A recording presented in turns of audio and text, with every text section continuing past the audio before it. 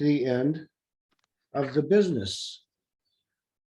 Thank you all for being here, especially 49 screens are up. So thank everyone for being here. Thank you for being members of Skagit Audubon. And with that, I'll turn it over to our presentation for tonight. And that would be Miss Carla will introduce them. Thank you all. Thank you, Jeff. And welcome everybody to our last member meeting of the year. And our speaker tonight is David Droppers. And David is going to talk to us about moths, super interesting bird food. David is a resident of the Snohomish area right now, Snohomish County. And he has been teaching courses on topics from birds to butterflies to trees to microorganisms for college biology courses and nonprofit environmental organizations.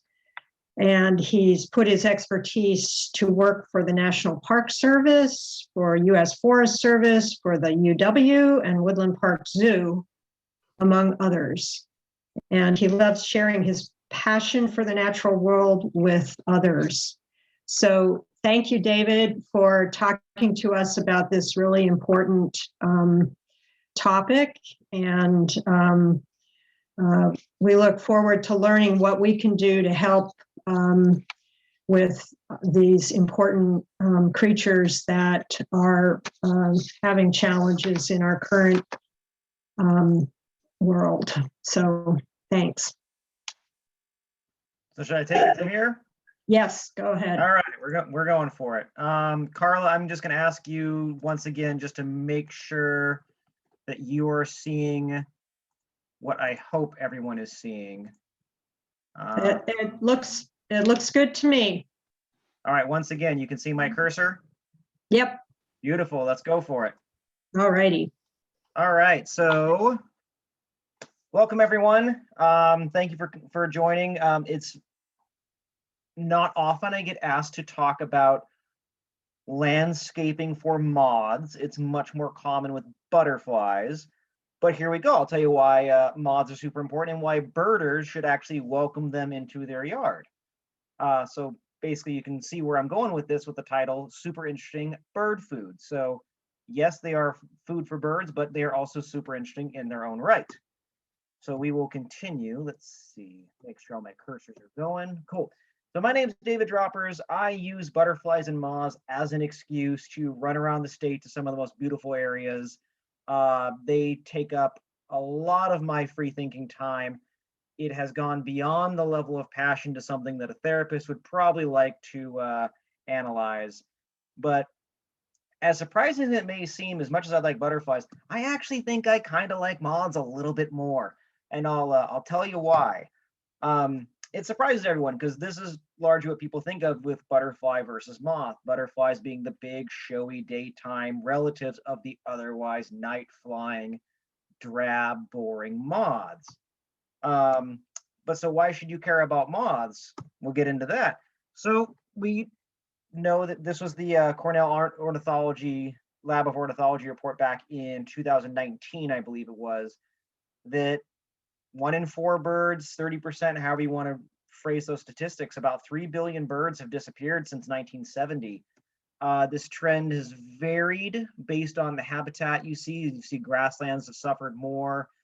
In our western forests, you see about a 30% decline right along that average.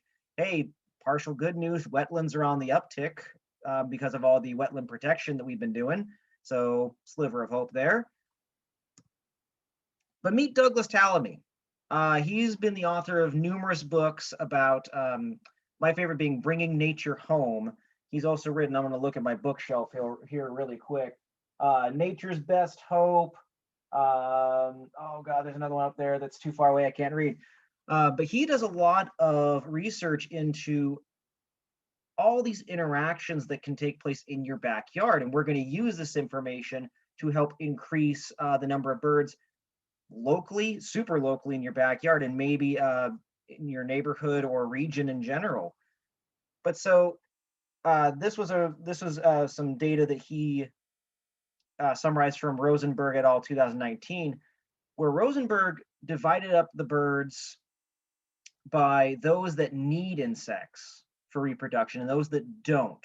A few birds can feed their young seeds, but not many. For those birds that need insects to raise their young, you can see that they have suffered a decline of, on average, about 9 million birds per species. So that adds up quite a bit when you have hundreds of species of birds.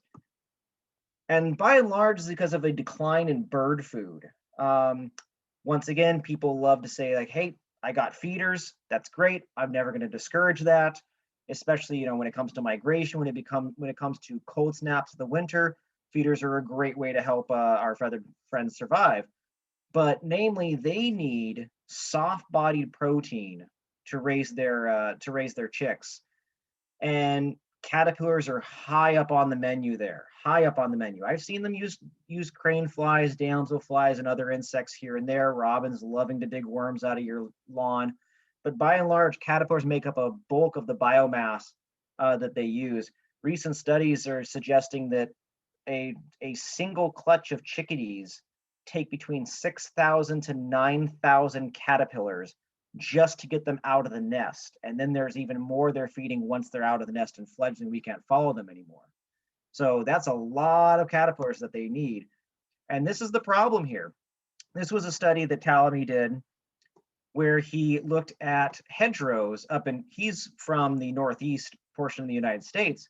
He looked at hedgerows that were invaded by non-natives versus hedgerows that were largely native plants. And you see number of species reduced 68% when he looked at those that were invaded by non-natives.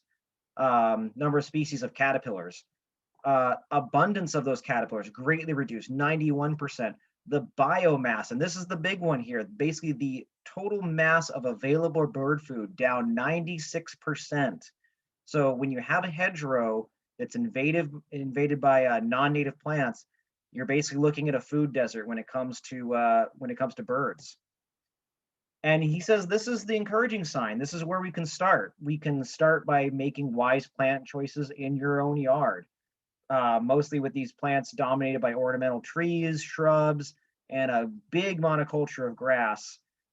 It's just kind of barren. Now, there are a few moths that their caterpillars do feed on grass, but it's not a majority of them.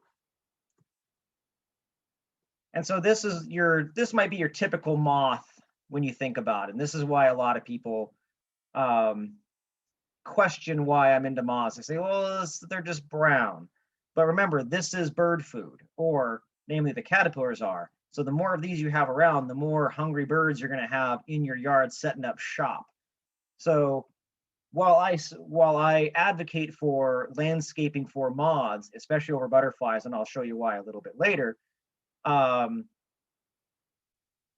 these guys are interesting in their own right, and why you should actually focus some of your attention on them, as well as, providing some fast food for the birds. But this is your typical moth that everyone thinks about. It's brown, and this might be one that you could describe as fairly pretty for a brown one. It's not drab like that first gray one I showed you. It's got varying shades of brown, some patterns, some dashes. It's a little fuzzy, which some might call cute. But a lot of people don't understand why I like all these brown moths. Well, I said they're not all brown. Some of them can absolutely compete with butterflies for their looks. And just here's an example. These are all Washington native moths. And look at that riot of color. We've got metallic, we've got pinks, we've got those that warn birds of their toxicity. We'll talk about that a little later. We have day-flying moths. There's this idea that these are supposed to look like little pollen sacs, so that maybe this looks maybe like a furry bumblebee. I don't know. We've got all these crazy patterns going on here. It's nuts what these guys have, and we'll get a little bit more into that. But just to give you a short glimpse of the diversity of moths, there's too many to go into. We have the giant silkworm moths that balloon up into these monster moths flying around here. By the way, this is the Polyphemus moth. They're flying right now I don't know if anyone's seen them come to their light, but they will definitely make you notice them. To the tiny, we have this whole unofficial group called the micro moths.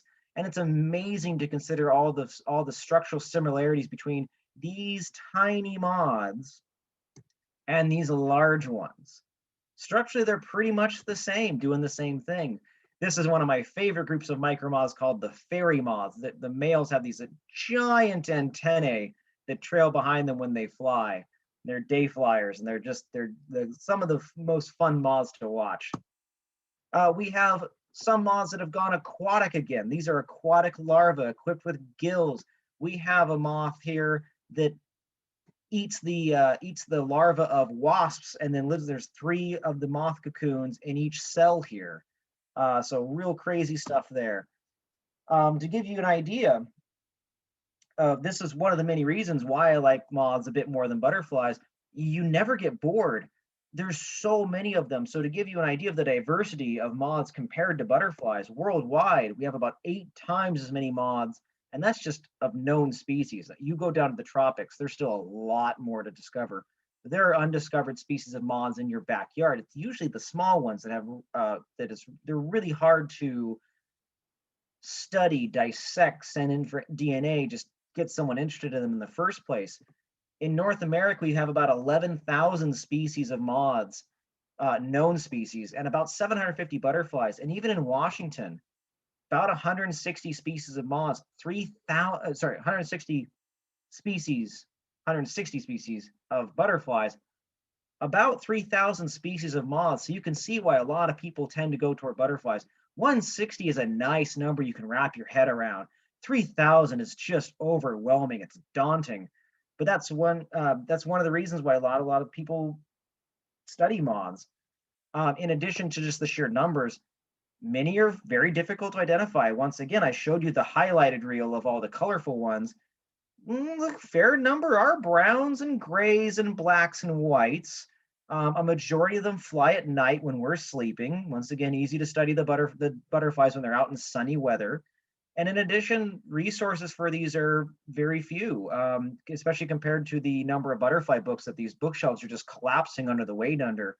Not that many moth books, but they are increasing, especially with online resources. This is actually one of the projects I'm currently working on. I'm working on a field guide to the moths of the Pacific Northwest. Subtitle: A Guide to the Common, Widespread, and Distinctive Species. So when I went through the list of all 3,000 species of moths in Washington, I came up with a list of about 300 to 350 moths that met all these requirements. They're common.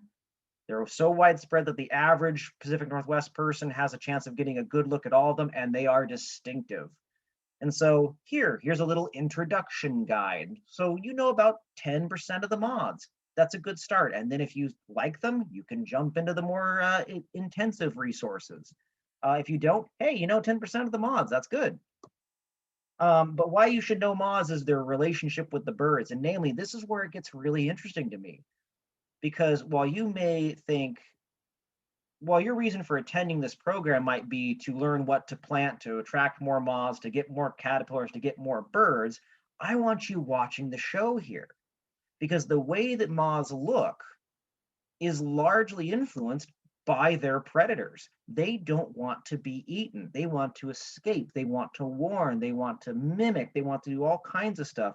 And so these birds are exhibiting a great pressure on moths to trick and deceive and just outmaneuver and whatever you have. I'm just scratching the surface here. So once again, here's your average looking moth. It's brown. So when people say, why do you study moths? They're all brown. I go, you don't understand. That's camouflage. They've mastered it. If you're gonna sit around all day and you're gonna fly at night, it's best not to be seen.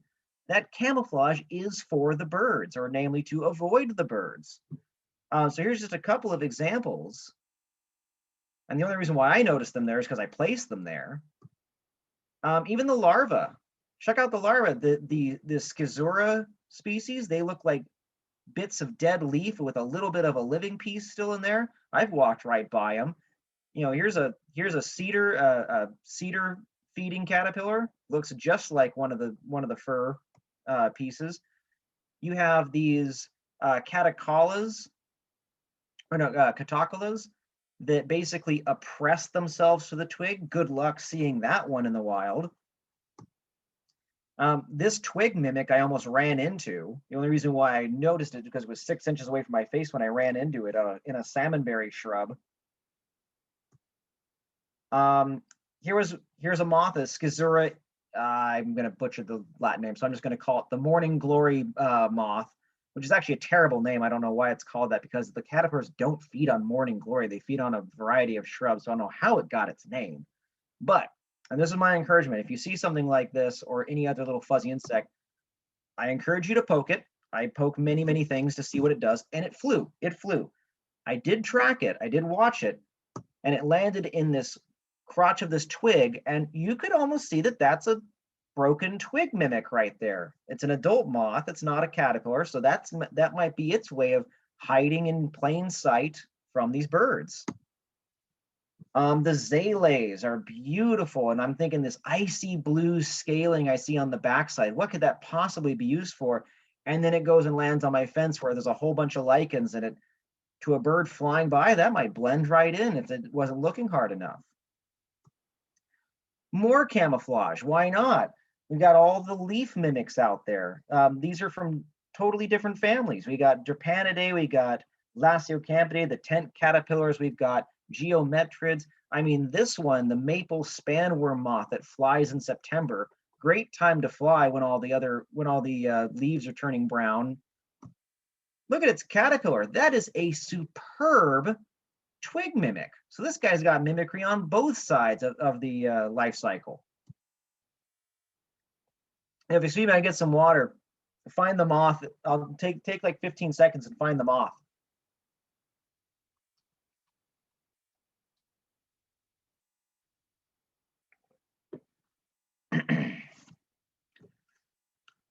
Anyone find it? It's right here.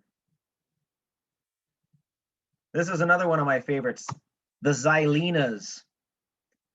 They come out, they emerge from their cocoon in like August, September, October, sometime early fall.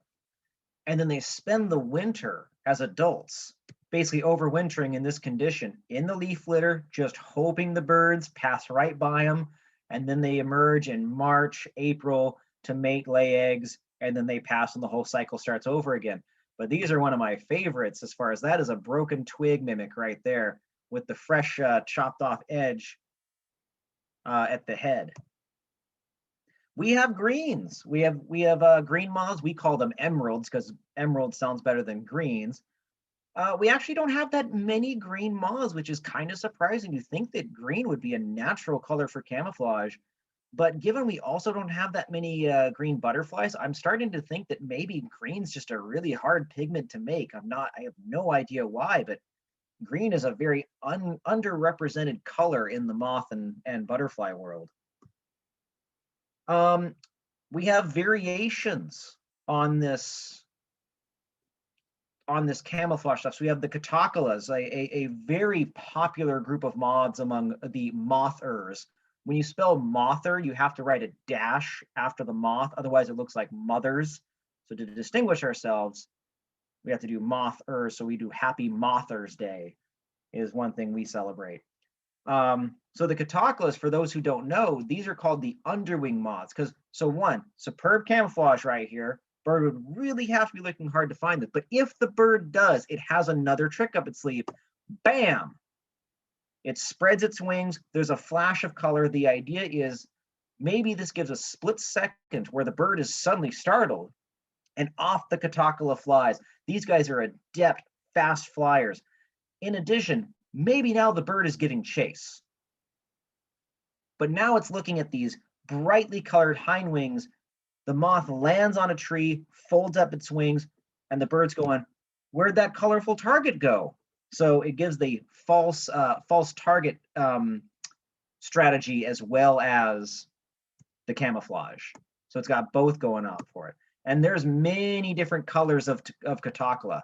Unfortunately, Catocalas really do extremely well in the eastern part of the United States, eastern part of the United States, dozens of species.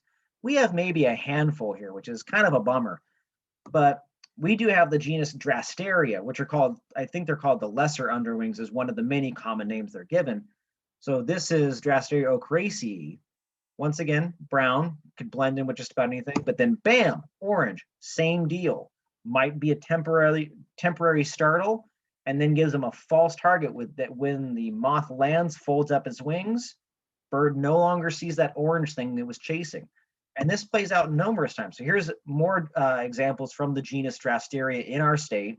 So this genus is fairly well represented in Washington. Still pondering this one. This is a Drastaria, and not a whole lot of startling coloration on that one, so I don't know what its deal is. Maybe it's a bit more ancestral species. This is just a guess. Still pondering this one.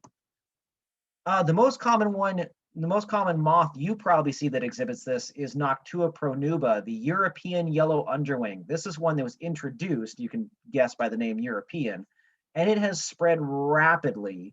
And it can be a pest on some ornamentals and grasses and some crops and things like that.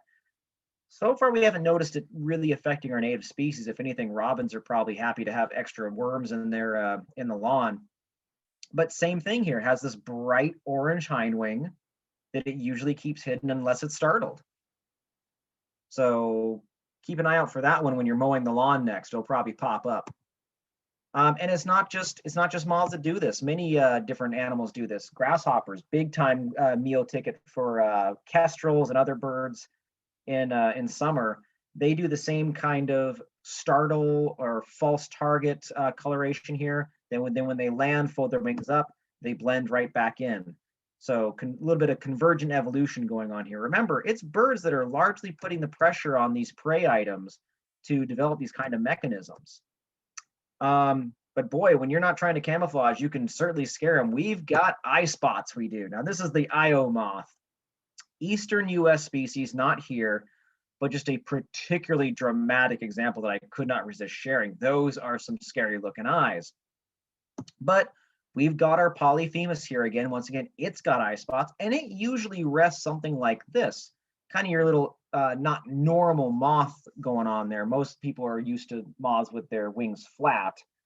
Polyphemus often will hold its wings more butterfly-like, so to speak.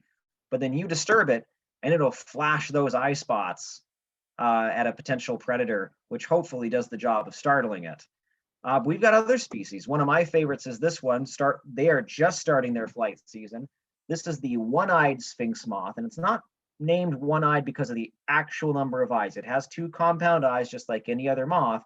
But once again, you see this, give it a nice poke in the back, and it'll flash these brilliant blue eye spots on a background of pink, and it really starts waving its wings like it's really trying to scare them. We have another species here called the blinded sphinx. I'm thinking because it's, once again, it's not blind, it sees. We're thinking because the blinded sphinx doesn't have a pupil in this eye. The one-eyed sphinx has one eye on each wing. These are guesses. Some caterpillars just get really hairy and probably just aren't that great to swallow. This is the tent caterpillar's main defense. Let's see. Here's my thing about Zoom. I love Zoom. It allows me to reach a whole bunch of people who couldn't make it to the meeting beforehand, but I also love audience interaction. So I was just about to ask the audience a question and realizing I'm not going to get a response for this. So for those of you who have never seen the moth that this turns into, this is the moth. These are the males. They'll start flying mid-July or so, depending on the weather, if we ever get a summer after the spring. The one bird that was actually able to stomach these caterpillars was the yellow-billed cuckoo, which unfortunately has kind of drifted off our radar, off our region the last 60 years. But it was one that when tent caterpillars had a boom year, yellow-billed cuckoos did very well at raising their chicks. But for other birds, the super hairy larvae seem just a bit too difficult to swallow. And then we got warning coloration. So once again, what are birds driving? Well, if I'm going to get eaten, maybe I just plain don't want to be eaten in the first place. And if I'm toxic, then I want to warn the bird of that. So for a lot of animals that are super brightly colored, it's usually a sign of toxicity. And then in addition, what a lot of these, once again, I did poke this beetle and it started doing this thing called reflex bleeding. So it started oozing some of its blood out of the joints. And the idea here is that if the bird tries to swallow this, it gets a little taste of the insect's blood and starts spitting it out. Either tastes terrible or has some other side effect that causes the bird to go, oh yeah, I don't want to eat this. And we got moths that do this too. So this is the salt marsh tiger moth that unfortunately isn't on the west side. It's more of an east of the Cascades moth. But it does the same thing. It's got the reflex bleeding down. And then when it gets pecked, it folds its wings up and curls its abdomen and shows all of its warning colorations here. We have one on the west side called the Virginian tiger moth. Not the greatest name. It's a countrywide moth, so I don't know why Virginia gets its name on this one, but it's here. It's flying in the next 2 weeks or so, and same thing, you poke it and it folds its wings up to reveal its abdomen. This is one of my favorites, though, the cinnabar moth. It's flying right now, and it's a day-flying moth, so flies broad daylight when everyone can see it with these super red wings, because its caterpillars eat a plant, an introduced plant that causes cows to die of liver failure. And it can incorporate that into its body. And it's basically telling all the birds, don't even try. And it does the reflex bleeding too. And this is the classic strategy that your monarchs are doing. And then their relative, well, not direct relatives, but same family, the viceroys. So reinforcing to birds, hey, this color pattern means does not taste good. But if you can't go on the offensive and try to, sicken your predators, one defense is to just plain not look worth bothering. So these are moths. They're not bumblebees. When they come out, they have fully scaled forewings, and then in their first flight, all those scales just fly off, and they're left with these transparent wings, just like a bumblebee. They've got these big, thick, hairy bodies like a bumblebee. One difference I've noticed is that they still hover in front of the flowers when they nectar, like the hummingbird moths that they are, whereas a bumblebee actually lands on the flower. And I kind of wonder if I can notice that. Are birds noticing that too? Because I mean, they've got more to gain by noticing that than I do. I just get some pleasure. They can get a meal. So next time you see some bumblebees out there, maybe give them a little bit of a watch. But speaking of bees, this is a moth. It's from a completely different family. And every time I pick it up, my gut is telling me one thing, even though my brain knows I'm safe. There's no mandibles there. It's got a proboscis. It's got scaled forewings. So this is no hornet. This is no wasp. They're not going to sting, but this one is from a family of moths called the Societidae. And they are all excellent moth mimics, and they fly in late summer when all the wasp colonies are peaking. They fly during the daytime. They make a buzzing sound. If you catch them, they start doing a stinging motion with their abdomen. They've got this mimicry thing down. It's impressive what they can do. So this is all just my summary of the show, the war between moths and their predator birds, between birds and their prey items, moths. And this is the show that's worth inviting these creatures into your yard so you can try to witness this and see how many species you can find. How many species can you find in your yard? Remember, I said there's 3,000-ish species in Washington, and it is not unreasonable to tell you that you have at least 300 species in your backyard. Just in your backyard.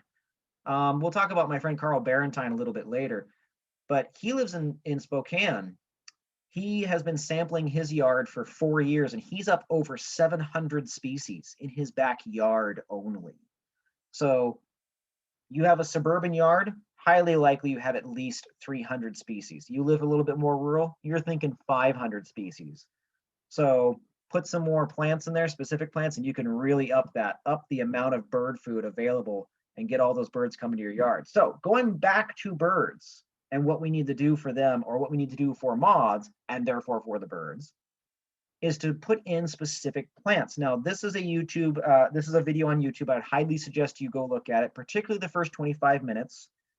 And it's Doug Tallamy speaking. It's called Native Keystone Plants for Wildlife. Now, if you haven't heard of keystone plants, this is a term that Doug Tallamy and his team came up with.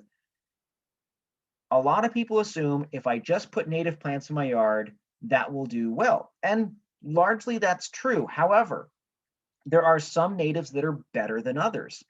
And he and his team noted in all the literature and all their tests, only about 5% of the native plants support a majority, 75% of the caterpillar food that drives these food webs. If you increase it a little bit more to, let's say, 14% of these plant species support 90% of the caterpillars.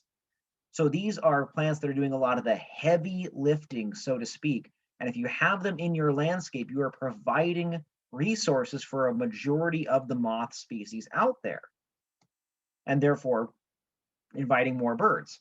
So if you go to the National Wildlife Federation website, and you'll find these keystone plant resources, it divides up North America into all these different ecoregions. And we are on the coast here. You see we're colored 7.0. We got marine West Coast forest. Now, one thing to note, because remember, Doug Tallamy lives on the East Coast. We know that the Western U.S. is not like the Eastern U.S. And even in our own state, we know that Western Washington is not like Eastern Washington. He's done this work with plants outside of their native range. So for example, northern red oak is a plant that is native to his area in Pennsylvania, but it's also grown as an ornamental out over on the West Coast. So he looked at the amount of area eaten by these caterpillars in his native range versus in its non-native range. And you can see that keystone plants, in his words, only play keystone roles in their native ranges. So in Portland, Oregon, northern red oak would not be considered a keystone plant, whereas in Pennsylvania it would. That is its native range. That is where all of its herbivores are, all of its caterpillar feeders are, and therefore where all the birds are used to looking in northern red oak. Same thing here. So this is kind of a different, this is similar data, but a different study. So caterpillar biomass, once again, on native plants versus alien plants. See, there's quite a bit of variation here, but loads more caterpillars on native plants than alien plants. And even generalists, we consider insects that are generalists to be relatively okay with a wide variety of resources. We consider them maybe to not care, but even with generalists, the biomass was much higher on the native plants than the alien plants. And birds know this. So birds are used to looking in certain plants. So the reason why I bring this up is because if you go to the list of keystone plants for these marine West Coast forests, if you go to the native plant lists, you'll see some suggestions like Plains Coreopsis that serves 22 species of specialist pollinators, and you go, well, why are they suggesting this plant for the west side when it's an Eastern Washington plant? Now, I'm not beating up on these lists. These lists are insanely useful, but just make sure to do a little bit of research before you start putting all of their suggestions into your yard. Because even if you put this keystone pollinator plant in your yard, let's say up in in Skagit County, it is very likely that its specialist pollinators do not occur in Skagit County since they're Eastern Washington only. So here are some of so you see top keystone plant genera for marine West Coast forests. You see oaks for most of these lists, oaks just reign supreme. However, once again, think of the native ranges. Yes, we do have Gary oaks around, but a lot of the caterpillars that use native oaks, that use our oaks, they kind of peter out around the Washington, Oregon border. Some of them do make it up here, but not a whole lot. So wouldn't necessarily recommend oak here. And this is a great list. So this goes down to, let's see, I have my little menu bar that's kind of in the way, but these are the top 30 keystone plant genera for butterfly and moth caterpillars. And we're not going to go through every single one of them, but this gives you a really good idea of what could possibly serve. I mean, you see the numbers up here, 326 different species recorded on willow, 257 different species on prunus, so your cherries and stuff like that. These offer a lot of food, a lot of different caterpillars, and a lot of potential to bring birds back into your yard, especially if you have a monoculture of grass or maybe a bunch of ornamentals. So as you're selecting your plants, especially for those people that might have quarter-acre lots, not a whole lot of space, I want you to really think multi-use. What plants might not only serve as the top keystone plants for moth larvae, but what might also provide other resources for our wildlife that's in decline? Could they be providing berries for birds? Could they be providing nectar sources for pollinators? Could they be providing nesting habitat for birds in the right conditions? So one thing you'll notice about this list, though, is that there's a lot of trees. And this makes a lot of sense. There's a lot of food on these plants. So there's a lot of species that have taken advantage of this. And I'd say probably top among all these is red alder. Red alder is big time on the moths out here, but then our Douglas firs, hemlock, cedars, all of our conifers out here are also big time moth food. And so while I'm not recommending, especially those of you in smaller lots, to plant trees, because one, they take a long time to grow. Two, you don't want to use up your entire yard with a tree, but I'm saying take stock in what you have in your neighborhood. Look around. What else do you have? What could you expect to be what could you expect to also be attracting to your yard from moths and also birds that might be using this? And then what can you plant that would complement it? So here are some other plant suggestions I have for you that if you were to plant these, you'd be well on your way to providing some excellent bird forage, so to speak, some bird food habitat is how I put it. Keep in mind, all these species are keystone plants from that list. So these are all researched and known to provide are known hosts for dozens, if not more than 100 species of moths. Top of the list, I have to say, is probably cherry, our native cherry, Prunus emarginata. And this is a deciduous tree. It can grow up to 50 feet. You can prune it. It prunes just fine. But this is a great overall wildlife plant. It provides spring nectar. It's got berries for birds. It's a host plant for many moth caterpillars and some butterfly caterpillars on top of that. And then it's a tree that provides shelter. There could be some nests in there. It could serve as shelter during inclement weather. Highly, highly recommend this. If someone ever asked me, what is like, if you had to recommend one tree to put in my yard, what would it be? I said, our native cherry. Absolutely. Serviceberry, if you can't plant a tree, serviceberry is your best shrub. Excellent wildlife plant. So it gives all these blooms in June for pollinators. It's got berries for birds. I've actually never tried a serviceberry. I spelled serviceberry wrong. Serviceberry, excuse me. And then, yeah, sheltering and nesting habitat. I've read that this does best in light shade, but I have seen it in numerous situations. It can handle a lot more sun, provided the area is kind of wet. And the one warning I've repeatedly gotten is it's a little slow to get going. But this is one of my favorites, though. Willows are one of my favorites as far as another good overall wildlife plant. Spring blooms, early spring blooms provide nectar for overwintering butterflies and moths. They're one of the first sources for our bumblebee queens just waking up. Hummingbirds will visit for nectar, and all the insects going for the nectar as well. And then it's also a host for several species of butterflies, as well as over 300 species of moths have been recorded on it. It's a great plant for areas that are just kind of wet. But my one warning, Make sure you know where your water pipes are because the roots will seek out and crush these water pipes. Just make sure there's no water pipes near you. But if you live kind of on the edge of a wetland or a depressed area with kind of some standing water in winter, try a willow. It should do pretty well. In addition to willow for wet areas, I've heard these called hardhack, spirea.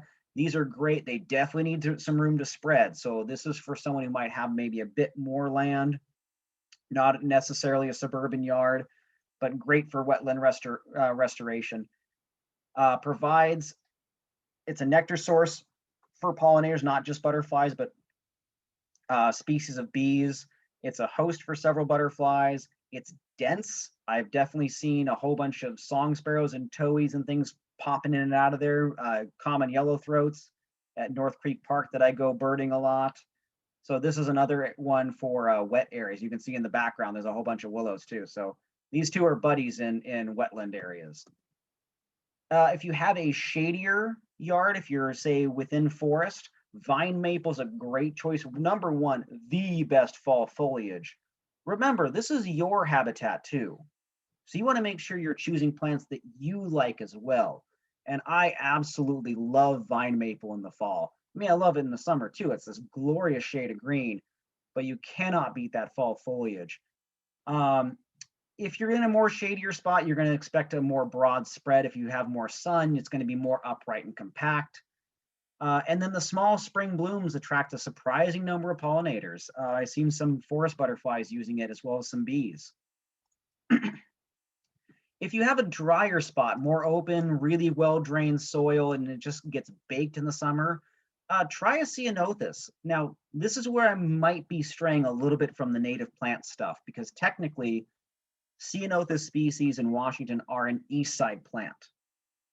However, this blue one, Thyssiflorus, which is native up to mid-Oregon, Midwestern Oregon, it actually does surprisingly well up here, and it provides abundant nectar in the spring. I mean, I have just heard this thing buzz with native pollinators. And it is a host to several butterflies. We've had butterflies that normally lay their eggs on this in eastern Washington are laying their eggs on ornamental ones in western Washington. So if you have a dry spot, consider trying these. Technically, I'm stepping out of my bounds of native, but as far as keystone, if the moths are here, they'll use it. We've got plenty of moths that jump from plant to plant that have numerous host plants that aren't necessarily too specific. So if it's here, just like the California tortoiseshell, we've seen laying eggs on this in West Seattle, where this plant is not native. There's plenty of moths that will do it. That will do that in your backyard as well, and the birds will know. Another partner for your buckbrush along your kind of dry and disturbed areas, ocean spray. I wouldn't necessarily call this a particularly stunning native plant, but I have seen birds hopping in and out of this plant because number one, the little blooms aren't great at attracting, let's say, your big showy butterflies, but there's a ton of little pollinators in there that are going for it, and the birds are plucking them off as they go through. And it also provides foliage for numerous caterpillars. So birds, once again, know this. They're readily visiting it. So another good option for your kind of maybe like a dry, hot, dusty driveway. It'll do just fine. A little bit of water to get it established, but then it can survive those summer droughts. Another one of my favorites, vaccinium. So your huckleberries. As far as your shrubs are concerned, like your true shrubs, this is probably the top rated shrub for the number of moths that lay their eggs on this. And this is really, really good news because number one, you've got all these caterpillars on these huckleberries now for your birds. And then you got these blooms for pollinators in the spring, and you got berries for birds and for you. I've often gotten questions, well, so how do I make sure I have enough berries for me as well as my birds? And I was like, plant more of them, plant so many that the birds can't keep up and you can get some. And the good news here is that in the Pacific Northwest, we have no shortage of native vaccinium to choose from. So if you're once again in a shadier location where you're planting things like your vine maples for your moths, You might consider the evergreen huckleberry, ovatum, here in the middle. You might consider the red huckleberry if you're kind of in deeper shade. For those who haven't tried red huckleberries, I would recommend them. They're delicious. Maybe not quite as sweet, maybe a little bit more tangy, maybe a little bit more sour, but I like them a lot, and so do birds. And if you're in a sunnier, more open, maybe partial shade spot, your Cascades blueberries or your broadleaf blueberries should do just fine as well. So highly, highly recommend vaccinium, even just like a row of vaccinium in your backyard, as far as one of the top shrubs for moth caterpillars. And if you have, if you're looking for a, let's say your perennial garden or something like that, I would highly suggest our native lupins. Technically, not sure I'd say I see a whole bunch of native,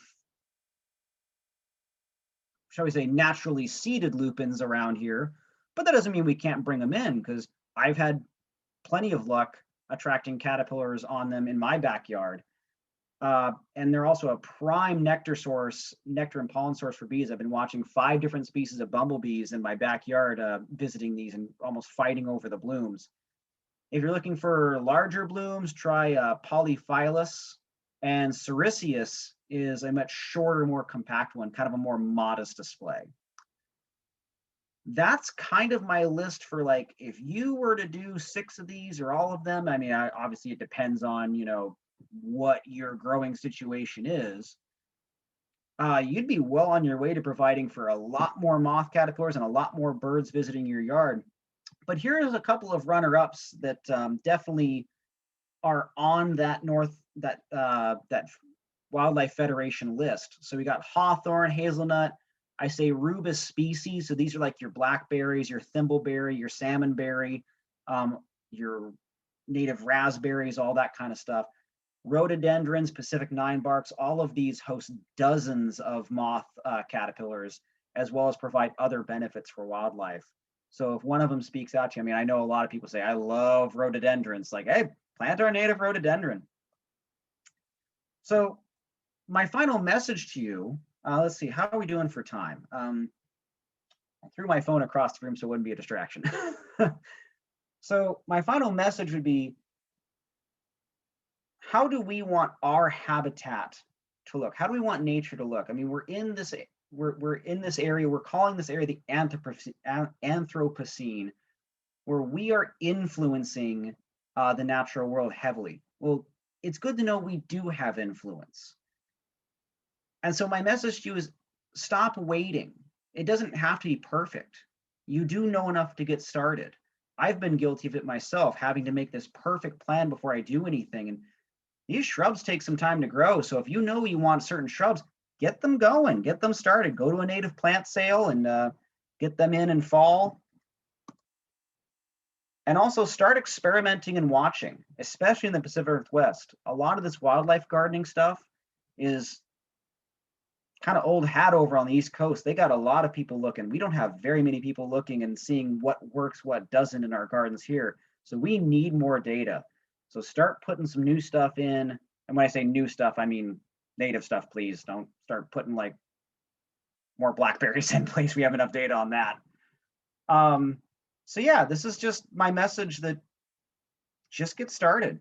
You do have an influence over what you want your habitat to look like.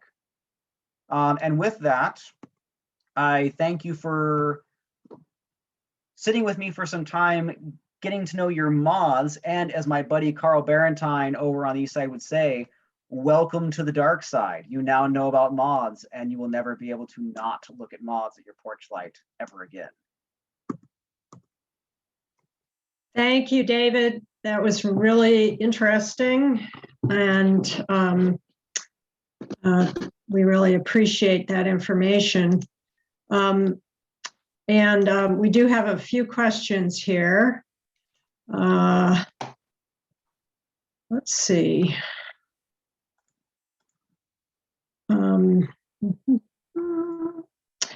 Well, one thing while I'm thinking about it is, can you put into the chat the website for that National Wildlife Federation? I think it was the keystone I'll just, plants? I'll just put a direct link to it. Okay, thanks. Um, Should I'm just gonna click on the Marine West Coast Forest page. okay, great. Oh no, thanks. that just sends me Oh. directly to the PDF. So I'll just do the main page.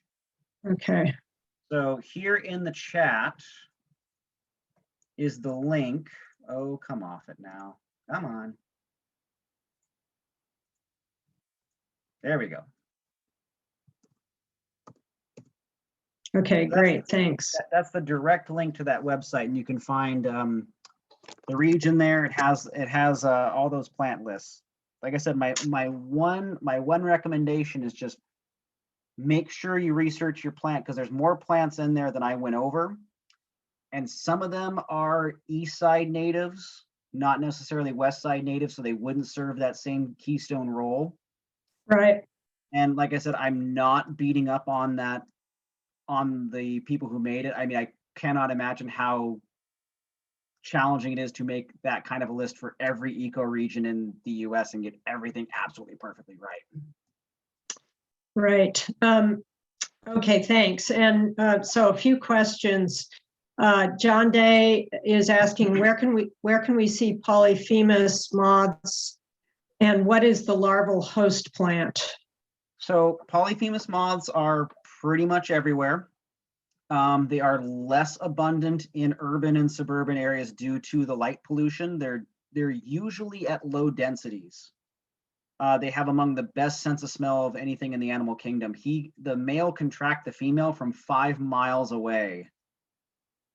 And so this is a moth that cannot waste time at porch lights. So the more porch lights, the more street lights, the more building lights that are around, the more they get basically trapped. And so it's kind of disappeared in, like, let's say I live in Linwood. I still get occasional reports of them in suburbia, but you go out to like your neck of the woods and they show up a lot more frequently. So it's kind of just a matter of luck. They're kind of a little bit of everywhere. As far as its larval host plant, God, it feeds on just about any broadleaf tree it'll use. But I've had really good luck feeding mine whenever I've raised the caterpillars. I raise them on alder, but I've gotten records of them on willow. I've gotten records of them on maple. There's probably numerous others they use. I know they use others. I know they use cherry. So they're kind of a generalist on any kind of broadleaf tree and shrub. Probably some exceptions. Okay, great. And John Farnsworth is asking, when will your field guide be out, and is there a decent alternative for the interim? So I went back to school to get my teaching certificate, and in that time, that project got put on the back burner, unfortunately. So I'm done with the manuscript. Now I just have to find a publisher. That's the next step. So I have no date for you, unfortunately. In the meantime, I'm gonna throw a couple of more links at you.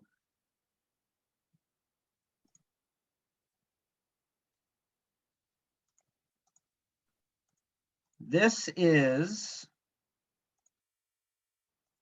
the Moth Photographers Group.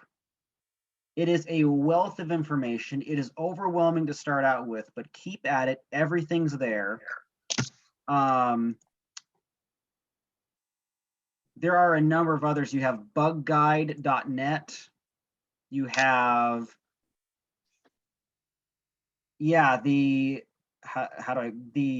online resources are increasing rapidly. And then let's see, there is one real quick here.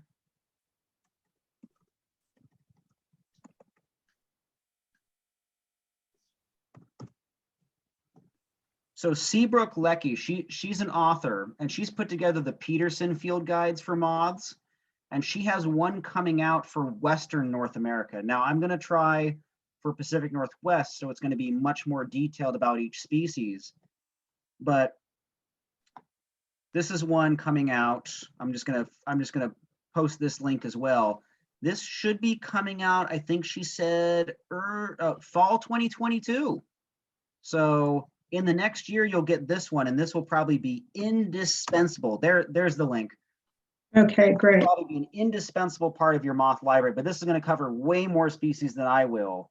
Mine's more of a beginner guide, and she gets heavy. Okay. All right, thank you. And okay, let's see, let's go back. There are a few more. John Day was asking about willows, and you did cover that. He does indicate that you can't cut it back if it gets too big, which it does have a way of doing.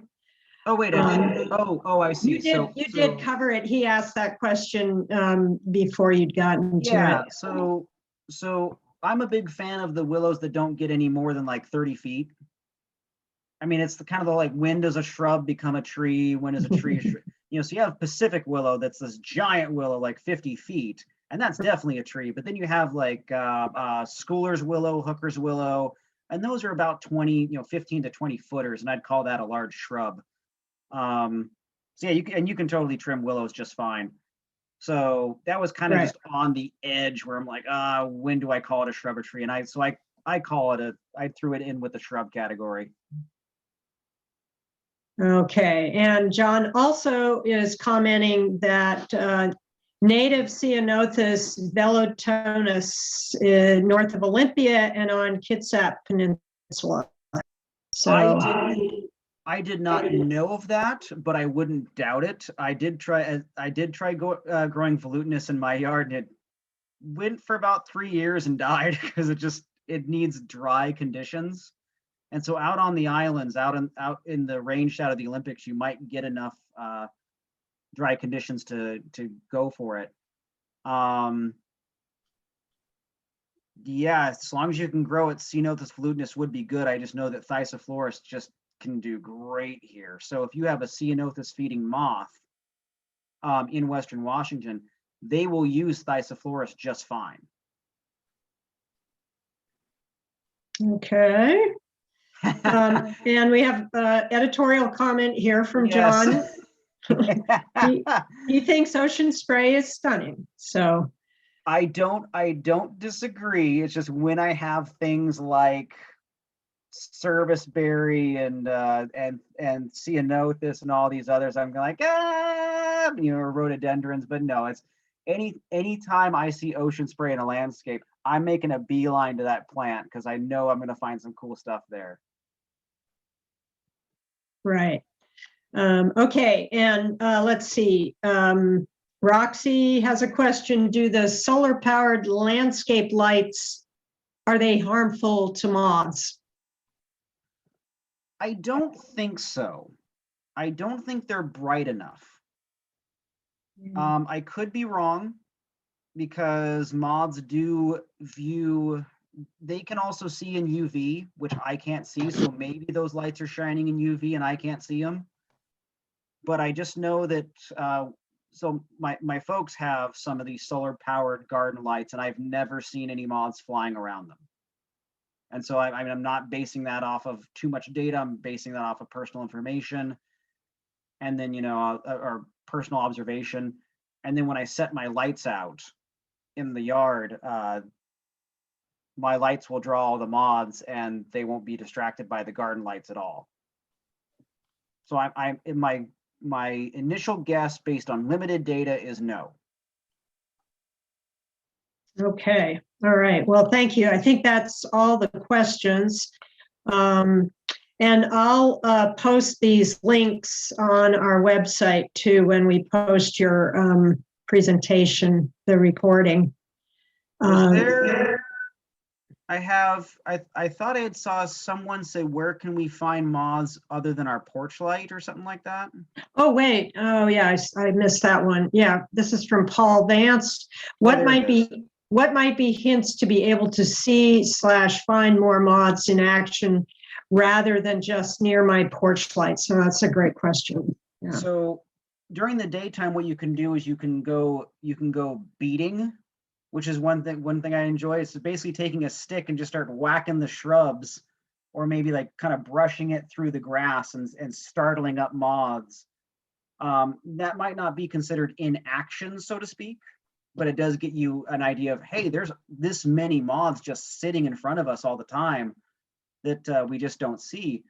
The other one, and I have yet to do this, but I have friends who have done it with great success. If you have blooms in your yard, put a headlight on and put like a red piece of cellophane so that the light isn't all that bright and distracting. And then go out into your yard and look at the flowers at night, and you might be able to see all the moths actually nectaring in your yard at night. I haven't done that personally yet, but I have some friends who have done it and have had great success at it. Okay, great. Yes, and here's from Jeff Osmondson. We have a lot of Indian plum and osoberry. Are those good for moths? No doubt. I can't say I saw it on the list, but with 3,000 species of moths, I mean, if you love a native plant, put it in your yard. Something eats it. It might not be dozens, but I guarantee you something eats it. Indian plum being the shrub that it is, it's got to have a couple dozen at least. Combine that with a whole that's got berries and early springtime nectar. That would just be a good wildlife plant. I mean, like, for example, if I can share one little side note, the one native plant that's always perplexed me is Devil's Club. It's this big, leafy, juicy plant, but I just got to think there's got to be something on it. There are two little moths that have been known to feed on it, and that's it. So I got to think that plant is just toxic as all hell and just destroying anything. But I would love to do a study where I actually try to. I'm also thinking maybe just people don't study it because it's just a beast to work with. So that's one project on my to-do list, is to start investigating and see, okay, are there any more moths that use Devil's Club? But there are some interesting ones out there that you would think would be good, but aren't. But yeah, Indian plum, osoberry, I have no doubt that that'd be a good one to include. Okay.